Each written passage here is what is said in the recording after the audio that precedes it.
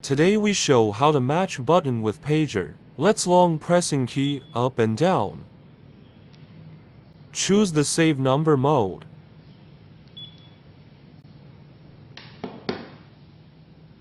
Then press the button. We can see the button ID on upper right, and we could set the button as name 1. Here the letter editing is also possible.